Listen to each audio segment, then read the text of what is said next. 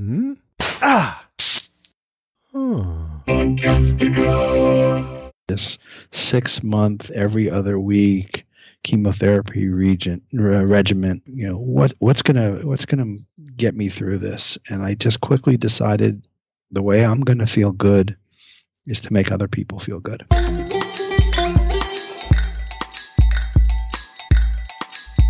Podcast Junkies, episode 130.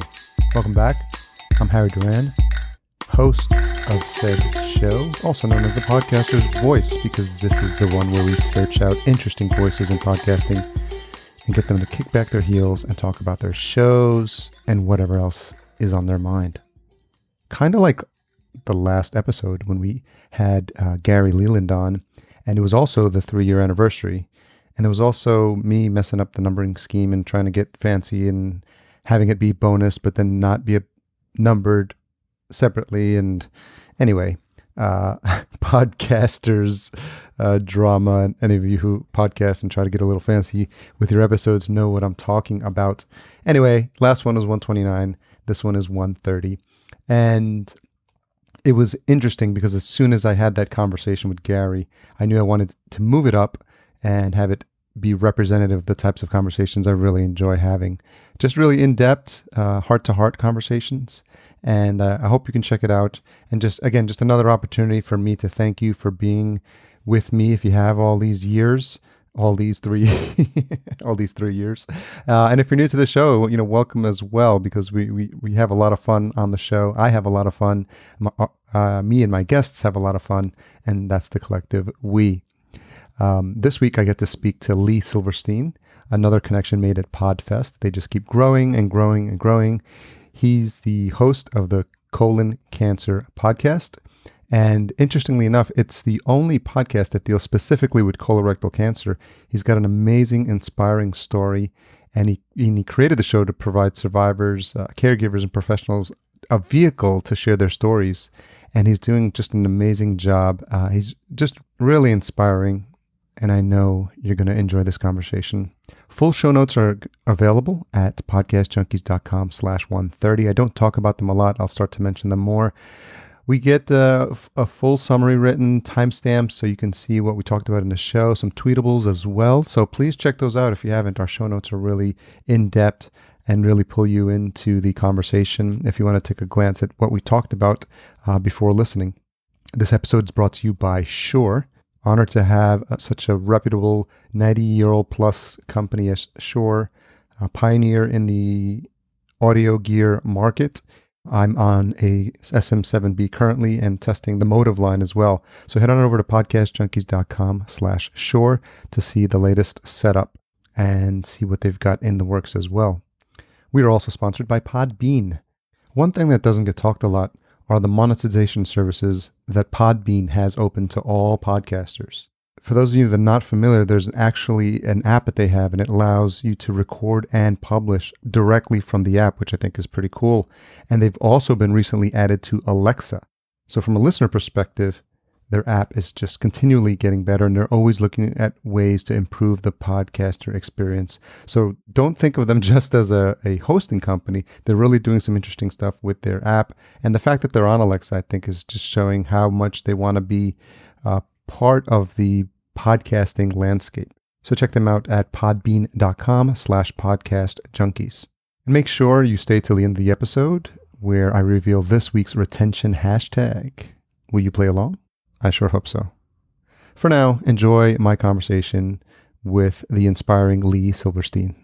So Lee Silverstein, thank you so much for joining us on Podcast Junkies. Great to be here. I'm really excited to have this opportunity, Harry. I appreciate it. How often do you get to talk podcasting with podcasters on a podcast? You did your whole, you just froze up. Sorry. Is that you or? I'm not hearing you at all. That's interesting. Now I can hear you. Yeah, it's still showing yellow on my end. Can we reconnect? Yeah, we'll reconnect. Let's try that. Okay. All right, Lee, take 2. Welcome to Podcast Junkies. Thanks so much, Harry. It's I'm excited to have the opportunity to chat with you. So so regular listeners know that there's nothing perfect in podcast world. So multiple takes are nothing new, nothing strange, and we like to showcase the warts and the bumps of podcasting because regular podcasters can relate to that. Absolutely. Raise your hand if you've never done the "I forgot to hit record" routine. Right? If you raise your hand, you're lying. So. And inevitably, it's with the most high profile clients, right? Oh, of course, right. That goes without saying. Yeah. So, do you get to talk about the actual like meta of the podcast itself? Because I know we're going to get into the topic of your show specifically, but I'm wondering, outside of like an event like Podfest, I don't know if do you meet regularly with a group where you can just literally talk about the nuts and bolts of podcasting itself? Absolutely. The Chris Krimitsos runs the Florida Podcast Association, which meets once a month here in Tampa, and we've all become very good friends. As a matter of fact, a bunch of us are getting together at one of the local watering holes tomorrow evening, and I even posted it in the Podfest group in case. Just to make sure we didn't miss anybody, and so we can share a couple of adult beverages and just get together and have a good time and talk podcasting, talk life, whatever comes up. So eager to I'm hoping that Neil Galarte and Willie Harper and maybe Chris will also be able to come out as a post Messenger documentary premiere celebration too, because I know they're excited that came out with the world premiere last week here in Tampa, and I know they're eager to be able to take a little break too, and Yes. have some downtime. So, did you get to go see it? I did. Now you saw it at Podfest, and you saw it again for the premiere. Is that correct? That's correct. It was there a different footage, or had they made some changes? Totally different. So Really? what we saw at Podfest in Orlando was about a 40-minute rough cut. And, there was speaking of bumps and warts, it had its share because of some of the extenuating circumstances that were going on behind the scenes, which we all are aware of. The director, Neil Galarte, had a personal family emergency and those kinds of things. Yes. So that ran about 40 minutes. The actual film, which we saw here at the Tampa Theater, ran an hour and 6. Wow. So there was a ton more footage, and I was just really blown away. It was so well done. It was beautifully done.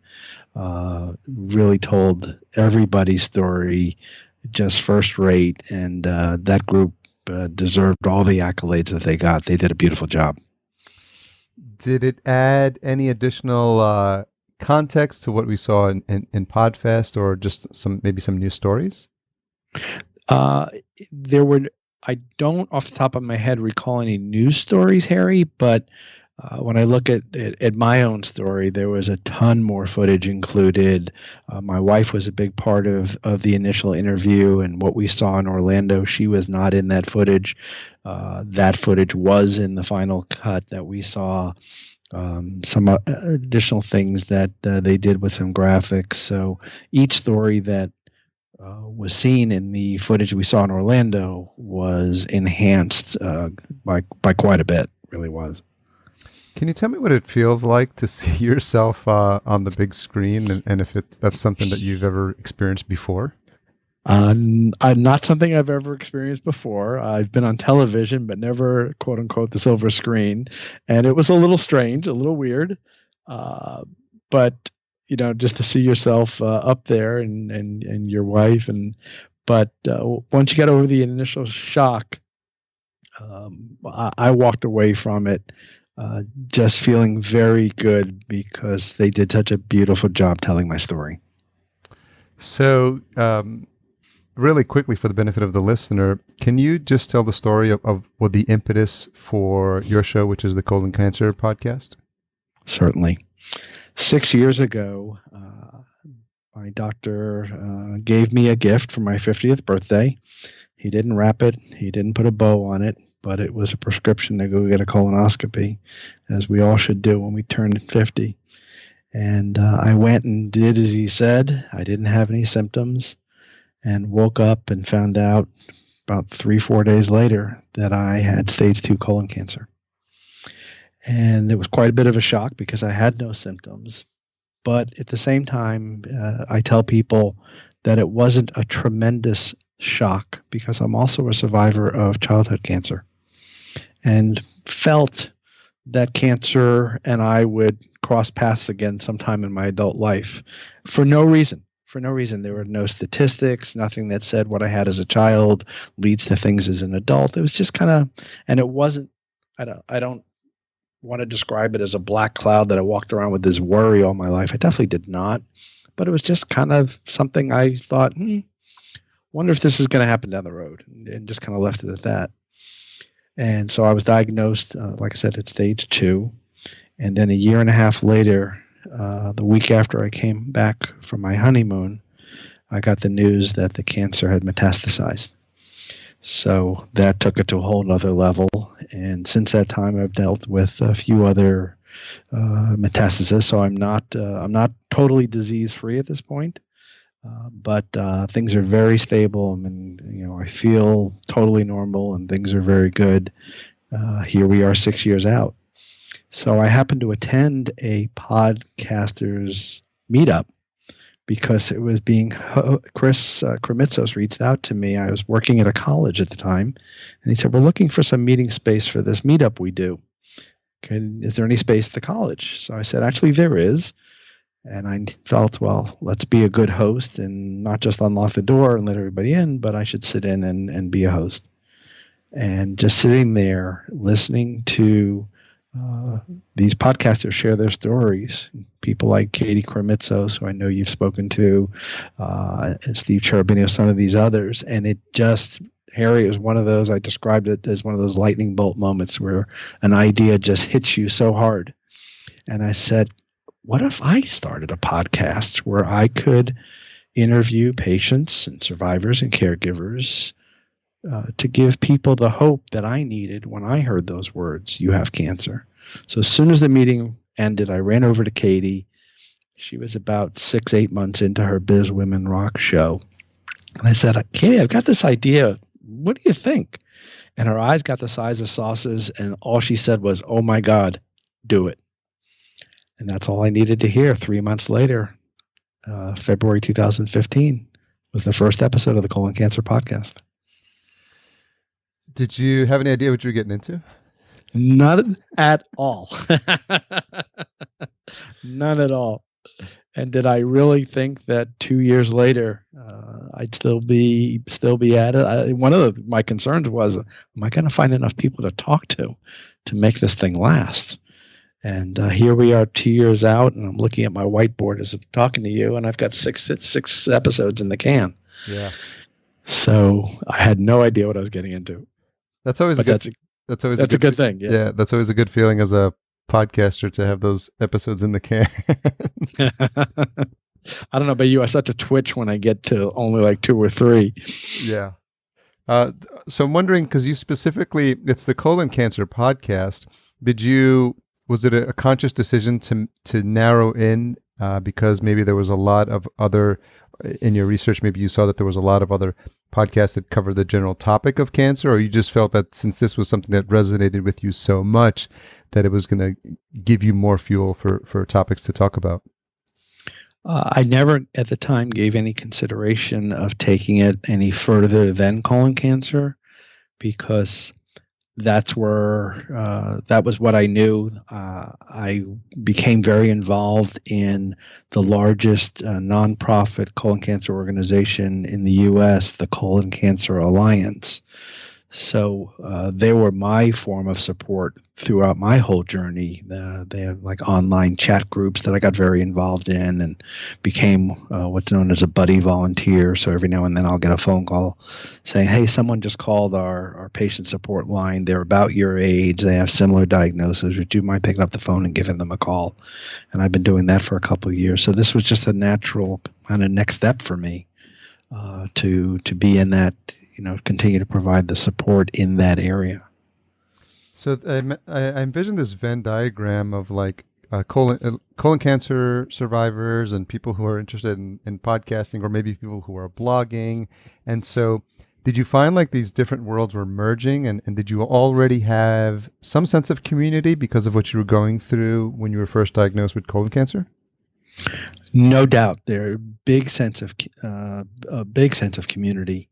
Uh, the big online community, very active online community, a big private Facebook group with over 8,000 members, which is where a lot of my audience obviously comes from. And then these online chats that I mentioned to you were such a big part of my support. Just an online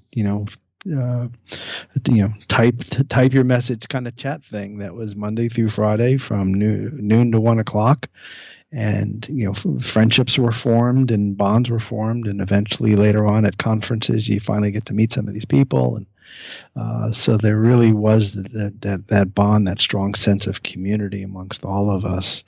And they've helped fuel the success of this podcast. So constantly having people reach out to me and say, "Hey, I found someone you should talk to. Did you hear this story? This person I think would make a great guest." To the point now that I can almost predict the success. That's probably not the right word. Gauge the quantity of listeners or the size of the listenership based on who the guest is and their interaction and their following online. Can you tell the story of the first time you realized that the podcast was making an impact? That was something that maybe surprised you, or just where you just maybe had an aha moment that, wow, this is something that's really reaching out farther than I thought it might be. Vividly.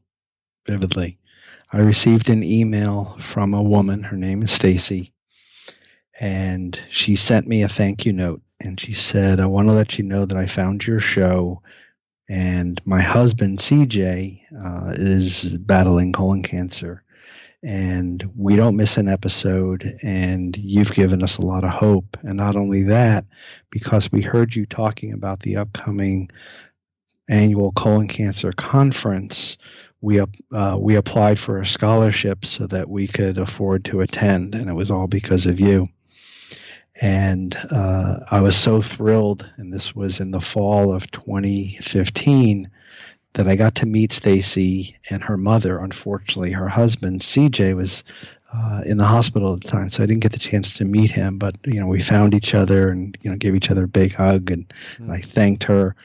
And then fast forward a year later to the next conference, I got to meet both her and CJ, which was fantastic, and that was in November.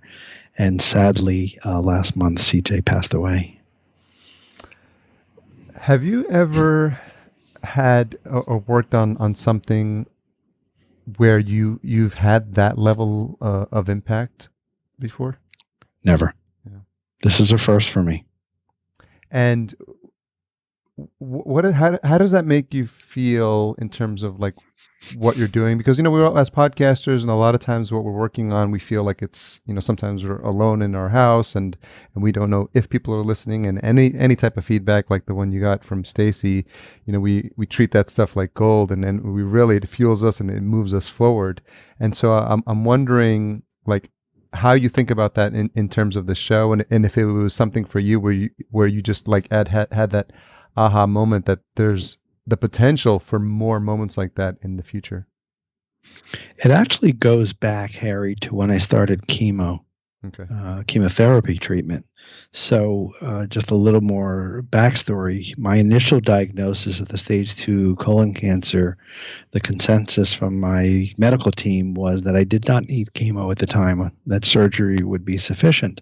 And it wasn't until the cancer metastasized into my liver that I was told, all right, you can't avoid it this time, and you'll have to have liver surgery and have chemotherapy.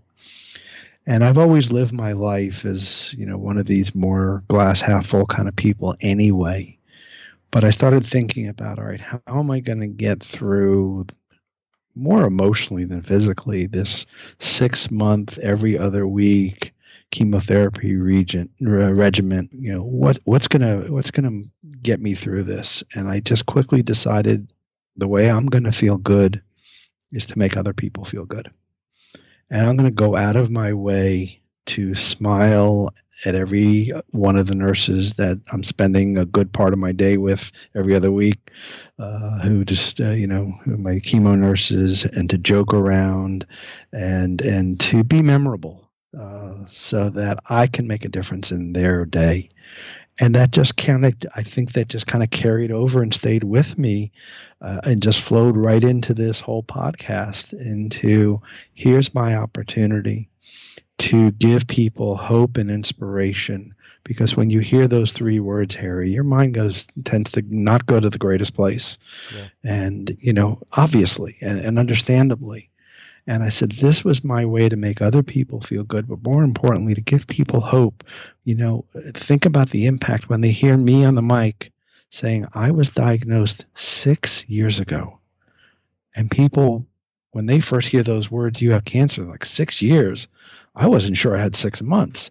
Now, I have to be respectful of the fact that unfortunately there are people that don't have the 6 months. Okay. But too often, we as a group assume that we're all in that boat, and that's not necessarily the case. So it was just so important for me to say, hey, look at me, 6 months, I'm in the gym 5 days a week, I work a full-time job. This can be you too. And I hope this is you too. Were you always a gym rat? No, that's something that I picked up probably in the last 15 years or so. And I just realized how good it made me feel physically and emotionally. And let me tell you, I tell people, I kind of came up with my own little acronym, and I tell people that I'm proud to show my age, and I use age as an acronym, that the A stands for attitude, the G stands for gratitude, and the E stands for exercise. And those three things, my attitude, gratitude, and exercise, have been a huge part of me being able to deal with this experience. Did you come up with that yourself? I did. That's great. I love it. Thank you. What's interesting sometimes when we're put in these circumstances that really force us to decide how we want to tackle the situation, right? Because someone in your same situation could be the glass half empty type of person. And I would venture to say that part of the reason why it's been 6 years and why I'm sure it'll be many, many more is because of that attitude. And do you find that, like, and I know you've spoken to a lot of people who are going through what you're going through. How important is attitude when you're going through a process like this? For me, it's huge. It's huge. And I believe that it's been a big part of why I've done well. I say that with some apprehension because it's important to me to be incredibly sensitive to understand that everybody and everybody's situation is different. And I don't want to be too quick to say, all you need is a great attitude and everything's going to be fine, because I've lost way too many friends who were tremendous beacons of light, had amazing attitudes, but that wasn't enough. So it's worked for me. It's helped me. I think it's helped me physically. I don't know that I could, prove that, but I know no doubt that it's helped me be mindful of every day that I'm here and enjoy everything that's come my way, and treat every day like maybe it could be my last, even though I know it's not. And I know this does take on a bit of a tone of cliche-ishness, if you will, but it works for me. And it's really hard when you've come through cancer to let little things bother you, because everyone will tell you how their perspective changes, how their circle changes. One of the earliest interviews I did, probably my 6th or 7th interview, the gentleman who I interviewed put it so perfectly. He said, the portrait of your friends and family before cancer will not be the same portrait of your friends and family after. And that is so, so true. And that's not tied to attitude, but that, it just kind of reinforces the fact that everybody handles these kinds of situations differently. But attitude has been so huge for me. Can you talk a little bit? Can you elaborate on that? Like how that changed for you, and was it something that you were surprised about when it started happening? In terms of, you're talking about attitude? The portrait. This idea of the portrait. Oh, the portrait. Yeah. Oh, this is a common thing. I thought it was just me, but people all handle adversity and difficulties different ways, and you're always amazed. And I was amazed, as there are some people you expect that will be right by your side that aren't, and people you never expected to be by your side that suddenly are there. And ask anybody who's been through cancer, and I guarantee you they'll all tell you the exact same thing. Some people can't deal. Some people just can't do. And I didn't, again, my attitude, I didn't use that to judge them. That's how people, some people don't know what to say, so they don't say anything. That doesn't, in my eyes, mean that there's not love, that there's not thought. Is there disappointment on our side, us, the cancer patient? Yeah, we're going to be a little disappointed, but everybody handles these things different. How much of it is related to how you were raised? Because you mentioned earlier that you have always been a glass half full kind of guy. And is that the case for most of your life? Yeah. I have been. Where's that come from? I'm not sure where that comes from. That's not, boy, that was, I had the perfect opening to come up with that textbook answer. I'm gonna change my answer to your question. No, I wasn't. I know that I wasn't always that way. That became more a part of me in hindsight as an adult. As a child, there was a big lack of self-confidence, and that impacted. And that came from from two places. Number one was from being, having cancer as a child.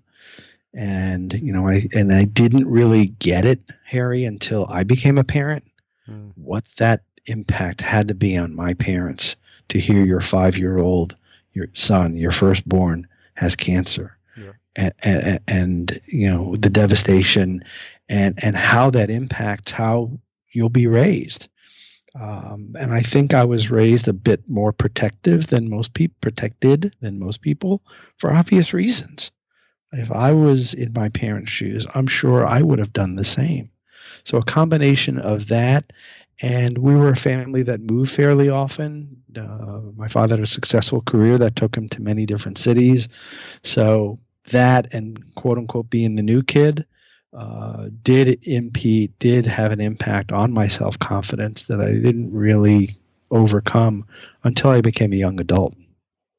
It's interesting how some of the topics when I have guests on, they just trigger other thoughts. And I don't think I've ever mentioned on the show, but I had an older sister that passed away. She died from leukemia, and she would have been, I'm 46. She probably would have been about 52 at this point. And so, but she passed away when she was 9 years old. So yeah, I always think about like that idea of like what parents go through when they get that news, which I'm sure is something my parents struggled with. And there's a picture of me with her. So we were alive at the same time, but I literally do not remember or do not have any memories of her. So, for that to happen, it's just a transformational event in the eyes of parents. And I imagine it like colors a lot of like how they think about and how they, if, in your case, everything worked out well and how they raise their child, but it's something that they carry with them for the rest of their lives. Oh, I'm sure. And someone recently asked me, and I think it was on another podcast, do I have memories of all that went on when I was dealing with cancer as a 5-year-old? And vividly. Vividly. Really? Absolutely, I do. What's one of the memories that pops into your mind? The hospital, we lived in Maryland at the time, was a Catholic hospital. So I remember all the nuns fussing over me as a 5-year-old boy, and taking great care of me. My mother, who didn't work, would be with me most of the day, and then when my father got off work, they would trade places because I had a younger sister at the time. I was 5, so my sister was 2.5 at the time. So we had family members or friends watching my sister. So my mother would go home and be with her. My father would come in and be with me in the evening until it was time for me to, for lights out, so to speak. So I have very vivid memories of some amazing nuns that looked after this little Jewish boy who had his kidney removed and was going through cancer treatments. What's your fondest memory of a TV show? Oh, that's easy. Wednesday nights, Batman. Oh, everybody was bringing me Batman toys, and never missed Batman. 7:30 Wednesday nights. That's funny. Same bat time, same bat channel. Absolutely. So, was there a point because of what you had gone through that that maybe you found early on that people look to you for inspiration? No. No, not at all. It's interesting because I think sometimes when people, they see you as someone who they can call a survivor, and I'm wondering if there was any conversations you had at that time when you went through it that maybe people had gone through the same thing, or maybe now that you're having this podcast, people bring up that story of a memory that they went through or that a child went through, because I think they all want to be able to relate, right? And since you actually went through something like that at an early age, I'm wondering if that just elicits the beginning of that conversation in some people. Only once. I was fortunate by a fluke. Through social media on Twitter, I came across a gentleman who was talking about surviving colon cancer, and he was overseas. He was in the UK. So in the UK, they use the term bowel cancer. And what caught my eye about his story, a guy by the name of Greg Trout, was he created this website called the Anti-Bucket List, 101 things to do when you survive.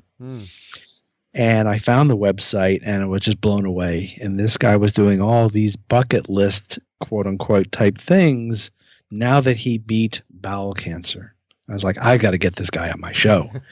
And it took a while to get a response from him. He's obviously, I see, and there's all these video clips. So I see a video of him flying from England to Buenos Aires to do the tango, and going to Australia to learn how to surf, and going to New Zealand to do the haka dance, and all over the world doing all these cool things in mountains and deserts and all this amazing stuff. I said, I've got to talk to this guy. So finally got Greg and I connected. He said, yes, I'd love to be on your show. I'm preparing for the interview. I go back to his website and I see this picture of him in a hospital as a child. And I missed this the first time, and it says 2-time cancer survivor Greg Trout. I'm like, oh my goodness, I missed this.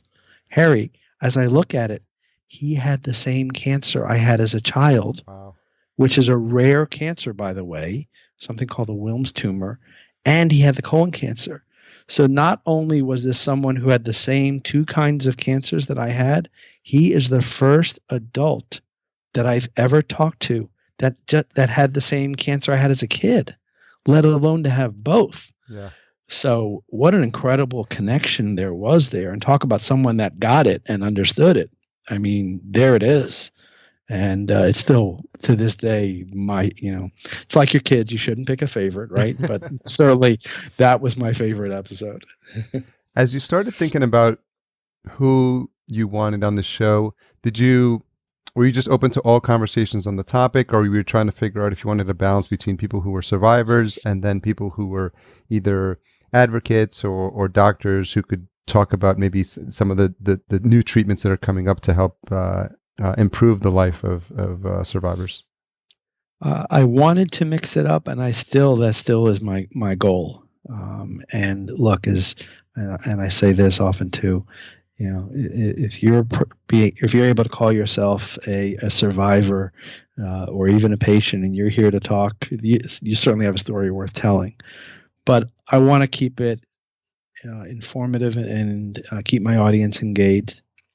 They come to me with topics that they'd like covered, things like medical marijuana, new testing, clinical trials. Here we are 2 years in. Someone last week gave me a topic that I read about online, but just didn't register that I should find someone to talk to this about, and that is sex and relationships.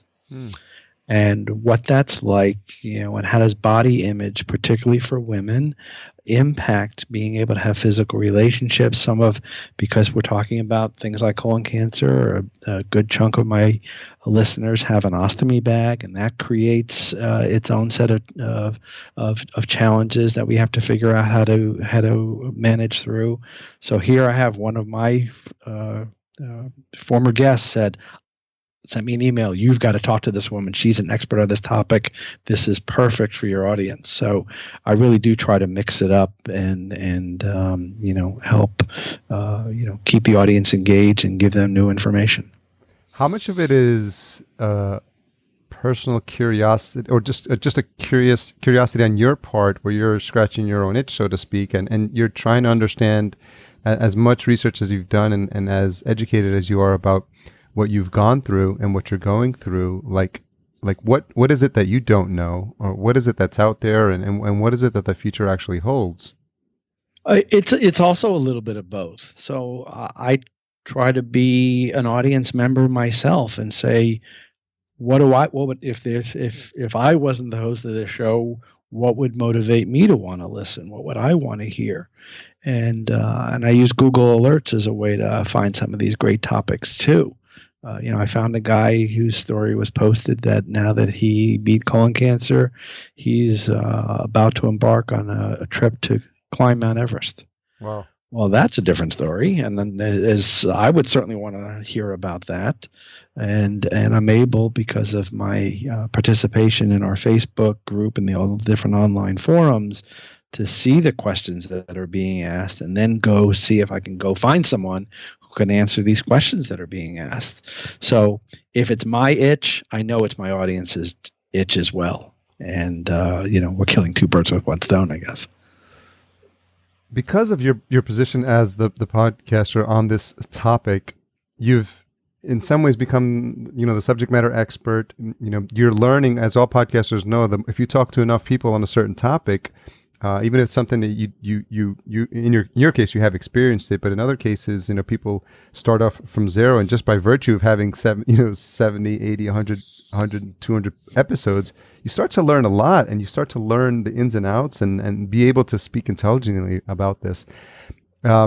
Is this something that's inherent in your background and previous jobs? Like, were you always trying to learn as much as possible about a topic, or is this just something because it's hit so close to home that you felt you wanted to dive in with both feet?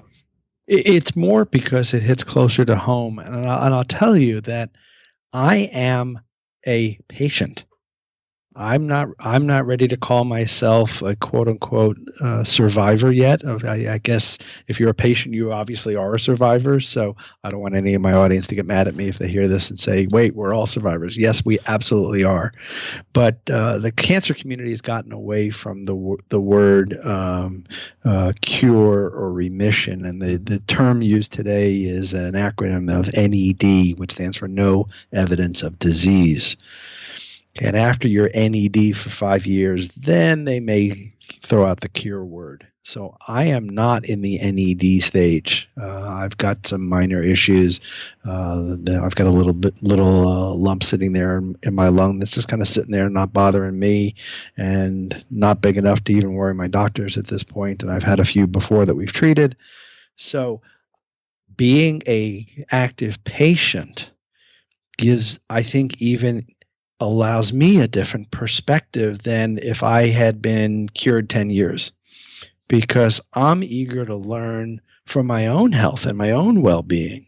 So if I find someone about clinical trials, one of the things that I have to be careful of as a podcaster is to not make the interview about me getting the answers for me. Mm. I still need to have the voice of my audience as my main focus. And sometimes that's really hard. I want to start asking questions about what I saw in my last report from the radiologist, and they're like, oh, no, that's not appropriate for this forum.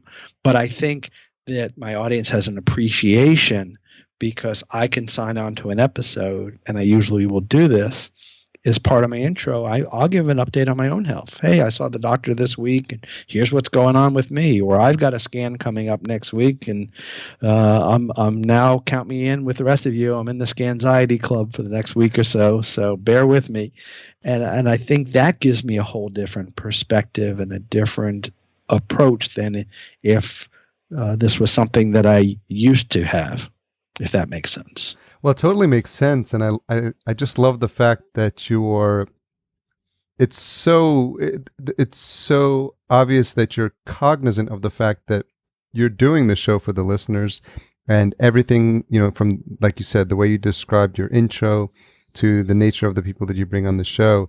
It's just, there's no way you cannot think about the people who are listening every time you get behind that microphone. And it's just something that resonates with me as a podcaster. And I think for anyone who's listening who podcasts, that we can't ever lose sight of who we're doing the show for, because without the listeners, we wouldn't have this, and it would just be us, recording ourselves, and we might as well just talk into our iPhone or just keep a journal. But the minute we decide we want to make this public, I think we pull in that third person. If you're having an interview, it's you and the guest, and then the listener's always there, virtually, like listening in to what you're saying. And I think to never lose sight of that fact as a podcaster is so important. And I'm just really happy that you do that on a consistent basis. And it doesn't seem like there's any way you wouldn't do that. Well, and it impacts like every little thing that I do, even behind the scenes with my show, Harry. So I'm fortunate. I've got sponsors. Yeah. But I have a responsibility to my audience as to who I have as sponsors.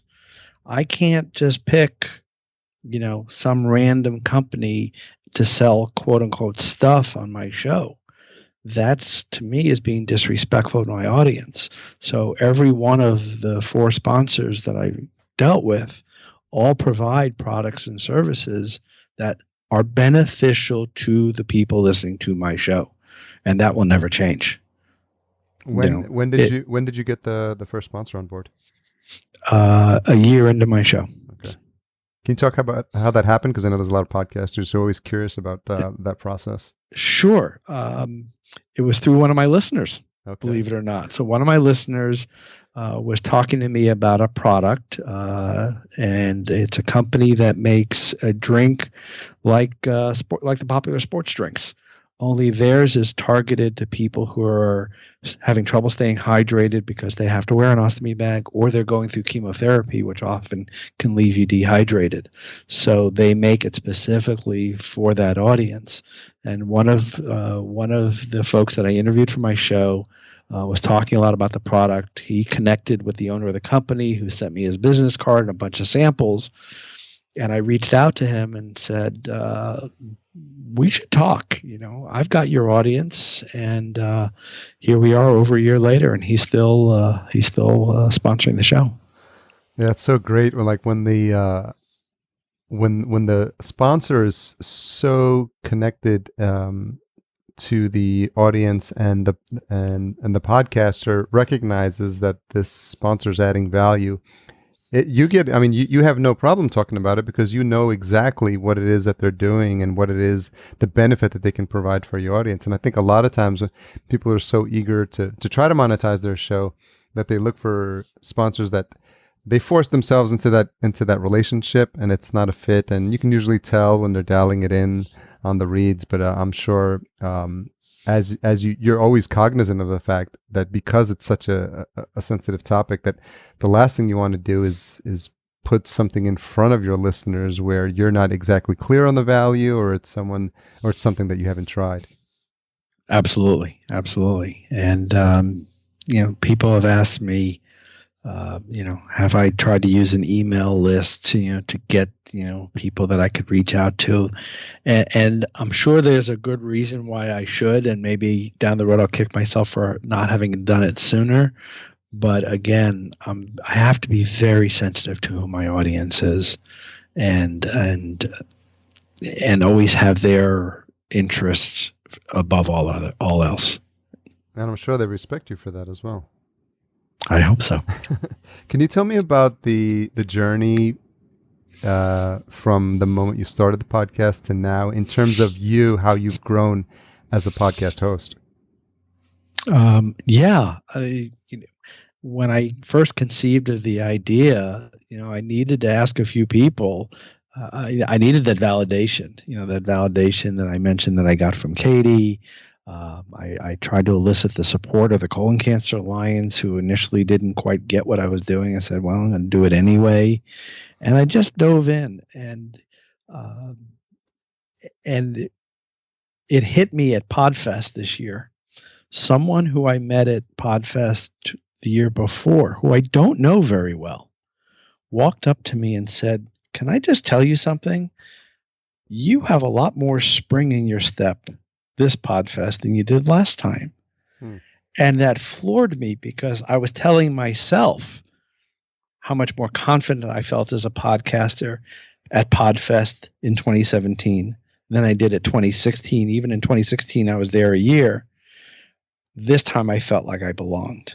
And, I was fortunate enough and honored to ask to be one of the keynote speakers, but I felt like I had the confidence. I felt like I belonged, and I was answering questions of new podcasters and taking people by the hand and saying, here's somebody you should meet who can help you with what it is you're asking. And I was the one being introduced a year ago. So I'm able to see that evolution in myself. And it certainly feels good. It certainly feels good. And it just validates just what a wonderful community the podcast community is. That willingness to collaborate, to help. We check our egos at the door, most of us. And just how I felt at PodFest here in February 2017 versus PodFest in February 2016, I feel like a whole different person. Have you ever had that experience before with the community? Because I know I've talked to people who have been to other types of conferences that are not podcasting related, and I've been to some myself because when I was in my corporate job, I would go to software conferences. But for me, there's something different about a podcasting conference, and for the several that I've been to Podcast Movement, I've been to Podfest, NMX. It's just this sense of your tribe, and I'm wondering if that's something you felt as well, and if you felt that before. I have felt that in other events here in the Tampa area that Chris Krimitsos has been a part of. Yeah. There aren't a lot of people, and I've known Chris now for about 7 years, that I can just go with blind faith and even tell other people who's putting the event on. Some guy named Chris, all I have to say is go. I promise you won't be disappointed. He has that golden touch when it comes to building community, and he doesn't allow people to be part of any of his communities if they walk in with an agenda or with an ego. Yeah. And I heard some post PodFest feedback. Almost every podcaster that was there did a podcast about PodFest, and there was some feedback. Oh, there should have been more famous guests and more big name guests, and not if that meant that was going to change the community dynamic of the event. And I think that's what made PodFest special. It was really interesting because, like I said, I've been to other even podcasting conferences, and just that whole gratitude ceremony at the end of the last day, it just blew me away. And there was a line of people just waiting to get up there, and even for just a minute, just mention one or two people that had impacted him just in the past 3 days. And I think he's actively stated that he doesn't want any big names there, and that's not the type of conference it is. And I think it's a testament to who he is and who they are as organizers, and John Dennis as well, that they want to maintain the integrity of what it is that they're building there. This community that you've had the chance to experience for some time now, and it seems like it's opening up to more and more podcasters are finding out just how special it is. It is. And it's not that they don't want big names, but the requirement is if you're going to come and you're going to present, you need to stay and interact with the rest of the community for the entire event. Mm-hmm. So, and I think that's what made it, I think that was the deal breaker for the quote unquote bigger names, because they didn't want to interact with the community. Yeah. And that was running counter to what Chris and John wanted to do. And I admire them for that. I'd love to, have the chance to interact with some of the bigger names, but they will need to want to interact with us too, right? I don't want someone's going to come in, talk about their show, and then catch the next plane out. That's not the dynamic of what we're doing with the Podfest Multimedia Expo. I will say to Mark Maron's credit at Podcast Movement, not last year, the year before, he showed up, I think the night before, stayed for his talk, and then he was there at the evening event in a strange, his trademark flannel cutoff, his flannel short sleeve shirt, and he was wearing jean shorts. Ripped jean shorts of all, and flip flops. It was so bizarre. But to his credit, he was at the evening event, and he was just super generous, and people were taking pictures left and right with him. And that's fantastic. They don't get much bigger in terms of podcasters than him. But of course, but yeah, people like that, I think people have a much more national appreciation for, because this idea that you have this connection with someone on a podcast, you're really fans of them, and then the last thing you want to happen is to sort of have this disappointment when you meet them in real life, and you're like, oh, I kind of thought you were this way, and as a podcaster, that's the last thing we want to do. Yeah, no question. And it's funny too. I had an interesting experience happen to me. In our society, I don't know if it's a American thing or what, but people that are visible in any media outlet, and I say visible, that means audio too, you and I, or, TV or whatever, just because we are using some form of media to get our message out, how people perceive us. And I was interviewing a guest recently who said, well, actually, I was at that first colon cancer conference you were at. I said, oh, I'm sorry I didn't get to meet you. Well, you were kind of busy and you're kind of a celebrity. And I was like, whoa. I was like, really? I mean, come on. And this wasn't the conference this past November. This was a year. I had only been podcasting barely a year and a half. And then here's a person who, says, oh, you're a celebrity. I didn't want to say hello to you. I was like, oh, God help me. You imagine how people feel when the Mark Marons of the world show up. Yeah. So as you think about the plan, you mentioned you've got several episodes in the can already.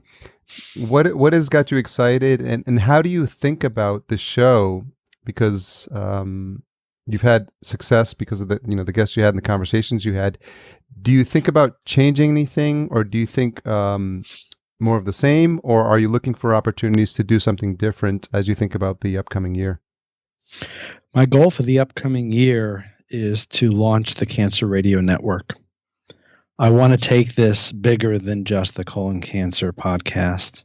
And as I search the iTunes to look for who else is out there telling the human side of cancer in the other areas of diagnosis, whether it's, breast cancer, pancreatic, whatever it might be. And the answer is nobody. There's nobody doing it. So there's got to be a huge need out there. There's one organization, there's a fantastic organization, a nonprofit called Stupid Cancer, founded by a guy by the name of Matthew Zachary, who is a young adult survivor of brain cancer. And he started this organization, and they started a podcast as part of what they do many years ago. But their focus is people who've been touched by cancer all under the age of 40. So they're not disease specific like I am, and they're only targeting people under the age of 40. So there's a huge need out there, and I envision my goal this year is to at least have a second, if not a third show under the umbrella of the Cancer Radio Network, not necessarily hosted by me, but under that moniker. And we've got the website, and it is up, the Cancer Radio Network. and where people can come on and say, all right, which is the kind of cancer you're dealing with? And we have, stories of patients, survivors, and caregivers, just like we've done with the colon cancer podcast. I imagine So that's my goal. I imagine you're getting some guidance from previous guest, Glen the Geek. How did you know? He said to me at Podfest 2 years ago, you need to launch a network. And I said, what's a network? So here we are. Well, what's so interesting is Glen is another one of those guys that's so giving, and he's so generous with his time. He was just everyone during that gratitude ceremony. A lot of people were calling out Glen, and I think he just understands this power of like. He almost knows what you're capable of before you even know it, because he can see like several steps ahead, and he saw what you were doing, and I know that he's had that same conversation with several people about starting other networks, and I just think it's a testament to him, and it's great that it motivated you to even think about that, because I imagine at the time you're like, wait, I got my hands full with just one show. I can't even imagine like trying to run a network. Mm-hmm. He has definitely been one of my mentors. And what makes Glen special about what he does is, yes, he's very giving of his time, but he expects you to carry your end of the bargain. Yeah. And he has told many people, come back to me when you're at point A or B, because you've not done what you need to do yet. And I invited myself to go up and visit Glen early in February and sit in on one of his Friday shows.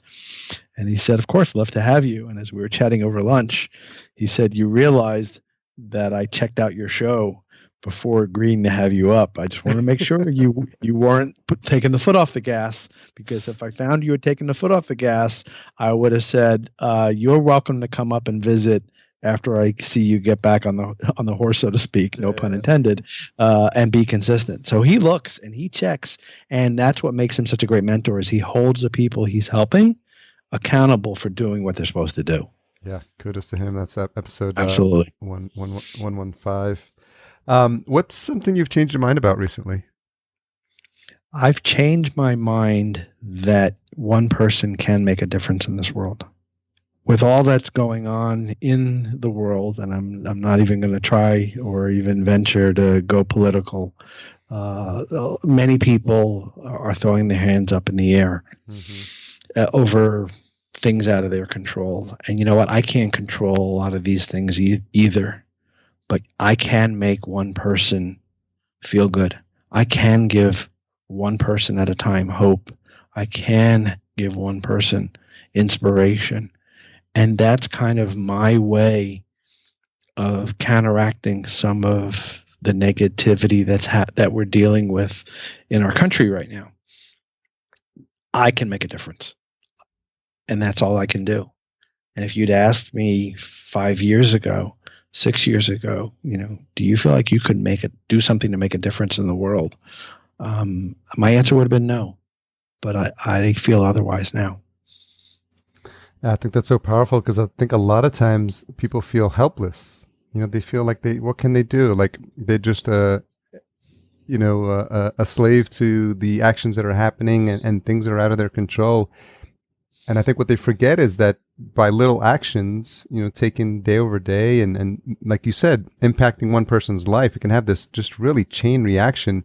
And over a period of time, you can realize it wasn't just that one person; it was everyone that person's connected to, and the doors that opened for you, and to be in a position where you are now. I think you've clearly seen that, and that can serve as an example to other people too, who think that like, oh, I'm just one person. What can I do? One person can make a huge difference. And I just read the emails that I get, and I don't get a lot. But the ones I get are just so moving and so powerful that if I ever have a moment of doubt, I just need to take a quick look and go, oh, that's right. That's right. I'm making a difference. What's the one most misunderstood thing about you? I don't know that I'm misunderstood. I'm not misunderstood. I wear everything on my sleeve. I am not a secret keeper. I put my life out there. Other people said, do you really want people to know that you have cancer? And, well, what if, work finds out? Or, you know what? If someone can be motivated or inspired by what I do and who I am, that's more important than anything else. So I don't, people who know me and my circle of friends or anybody that's met me, I'm pretty confident that they say positive things, that they say, he's a good guy.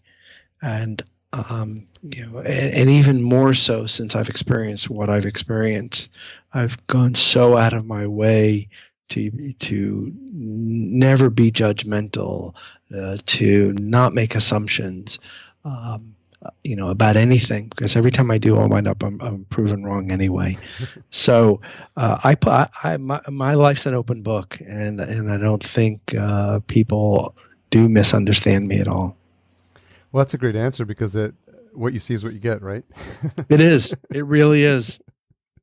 And I think it's really an important point, because a lot of times people feel like they need to have a persona that's on the air, and a persona that's off the air, and a persona that's at home, and a persona that when they're on stage. And I think to the extent that you can have and be consistent with who you are, people always know what they're getting with you.